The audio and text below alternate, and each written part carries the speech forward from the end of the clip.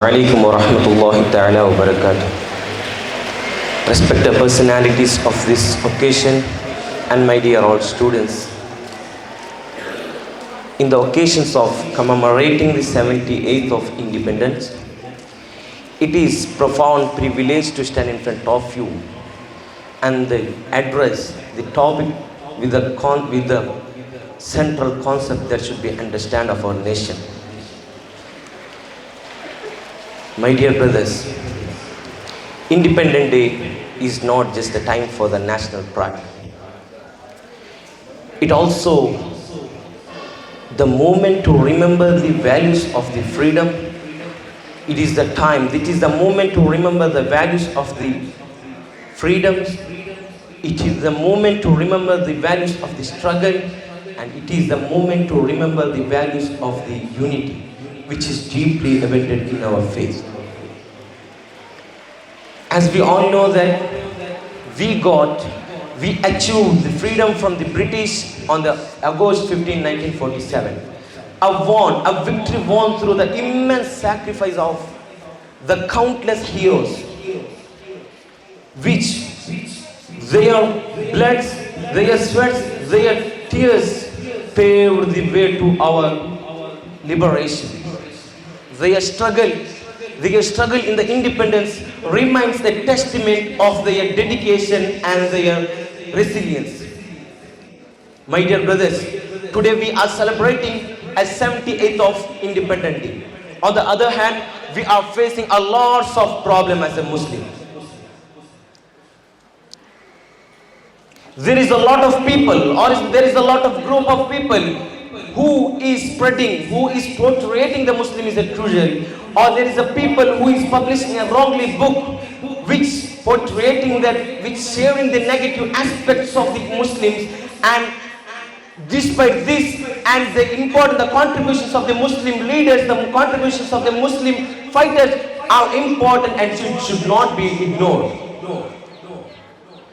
I want to let you know that, my dear friends, if you collect one handful of sand from the Indian soil, you would reveal the bloods of the Muslim community. You would reveal the bloods of Hindu community. You would reveal the bloods of Christian community. And you would reveal the bloods of every community, because their fight was not merely for the removal of the British, but also to ensuring that the social and the economic rights are equally protected, where the discrimination in the nation should be eradicated, where the poverty in the nation should be eliminated, where the education is accessible, where the healthcare is very important for every people, where every citizen in the nation could live with the respect and dignity. This is the dreams of the freedom fighter. But when we are comparing for the current circumstances, it is quite obvious, my dear friends.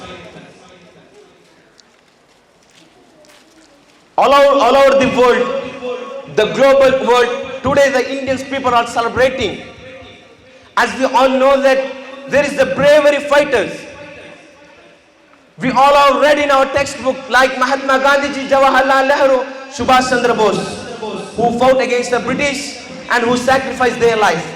However, the contributions of the Muslim community have been forgotten by the historians, who fought against the British, who fought for this land, but their contributions are forgotten by the historians. My dear brothers, the rebellion against the British, which began with the Battle of Plassey in 1757, led by the Muslim leader Siraj-ud-Dawla of Bengal, who fought against the British and set the stage for the future fight for the British. My dear brothers, and there is a lot of example. There is a Muslim woman named Astar Begum, who fought against the British, who fought bravely against the British and sacrificed her life for this process. When the British caught her, the British burned alive. Over 27,000 of the people were killed by the British. Across the India, the Muslim leaders, the Muslim fighters raised the flag against the British rebellions. British rebellions, my dear brothers, their launching was their attack. Their launching was attacking for the British rulers. The British labeled this as a Muslim riot. So, to separate this, the British came with a big strategies. They want the Muslim and the Hindu community with separation.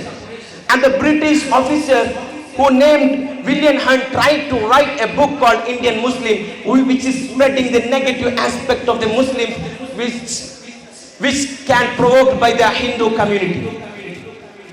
This marked as the beginning of the mistrust of the Hindu and Muslim community.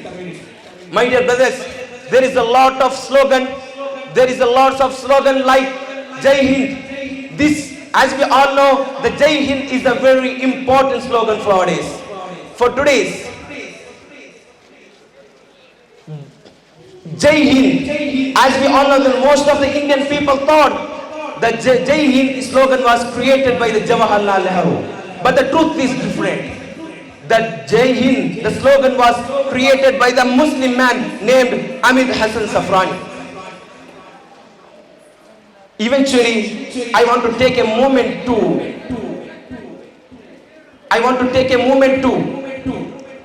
sacrifice, I want to take a moment to honor the legacy of the freedoms fighters. By saying this, I would like to conclude. Wa akhiru da'wana alhamdulillahi rabbil alamin. Assalamu alaikum wa rahmatullahi wa barakatuh.